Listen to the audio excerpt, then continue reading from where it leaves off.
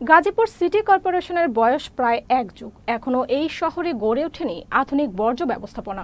সড়কের পাশে ফেলা হচ্ছে গৃহস্থলীর নানা বর্জ্য। এতে চরম ভোগান্তির পাশাপাশি মারাত্মক স্বাস্থ্য ঝুঁকিতে রয়েছে নগরবাসী। এবং নগর কর্তৃপক্ষ বলছে প্রয়োজনের তুলনায় জায়গা কম, তাই সমস্যার সমাধানের কিছুটা সময় প্রয়োজন। প্রতিনিধি আব্দুল আলিমের পাঠানো তথ্য ও ভিডিও চিত্রে বিস্তারিত দেখুন ডেস্ক রিপোর্টে।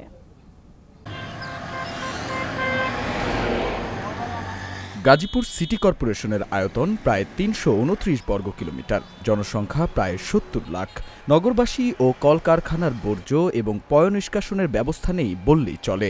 টঙ্গী থেকে শুরু করে গাজীপুর শহরের বিভিন্ন স্থানে ফেলা হচ্ছে ময়লা আবর্জনা। এতে নষ্ট হচ্ছে পরিবেশ, ছড়িয়ে পড়ছে নানা রোগ ব্যাধি।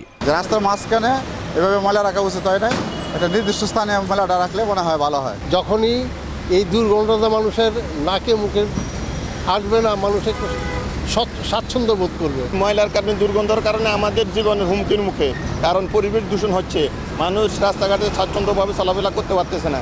মারাত্মক স্বাস্থ্য ঝুঁকি তৈরি করেছে কড্ডা সেতুর পাশে সিটি কর্পোরেশনের বিশাল ময়লার ভাগাড়। প্রতিদিন শত শত টন ময়লা আবর্জনা ফেলা হচ্ছে এই ভাগাড়ে। এতে অতিষ্ঠ স্থানীয় মানুষসহ পথচারীরা। এখন তো অতটা প্রকট না, এখন সহনীয় মাত্রা আছে। যখন বৃষ্টি হয়, বর্ষাকালে প্রচুর আপনার হয়, সমস্যা হয় আপনার। তো এখান থেকে আপনার ওদিক যাওয়া পর্যন্ত আমাদের নিঃশ্বাসটা পর্যন্ত আমরা ঠিক মতো নিতে পারি না। অনেক এমপি মন্ত্রী অনেকেই আসি দেখে গেছেন, এই ময়লাতে পুরো এলাকাটা দূষিত হয়ে গেছে।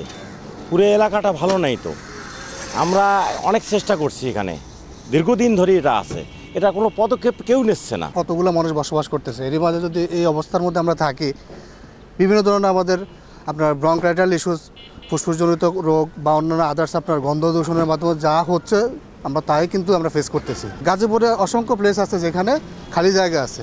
একটা বসত আবাসিক জোনে তো এভাবে হতে পারে না, রাখার ঠিক না এটা আসলে। নগর কর্তৃপক্ষ জানিয়েছে মানুষের ভোগান্তির কথা বিবেচনায় রেখে দ্রুত একটি কার্যকর পদক্ষেপ নেওয়া হবে। সিটি কর্পোরেশনের নিজস্ব ময়লা ফেলার জায়গা নেই বললে আসলে বিষয়টা ভুল হবে।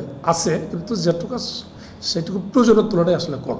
আমাদের প্রায় ১০০ একর জায়গার একটা ডিপিপিতে প্রস্তাবনা আছে, এটা অনুমোদন হয়ে আসলেই আমরা জায়গাটা অধিগ্রহণ করে আমরা তখন সেই দিকে চলে যাব। ২০১৩ সালের জুলাইয়ে গঠিত হয় গাজীপুর সিটি কর্পোরেশন। প্রায় এক যুগ পরেও আধুনিক বর্জ্য ব্যবস্থাপনা গড়ে তুলতে পারেনি নগর কর্তৃপক্ষ। Channel S news desk.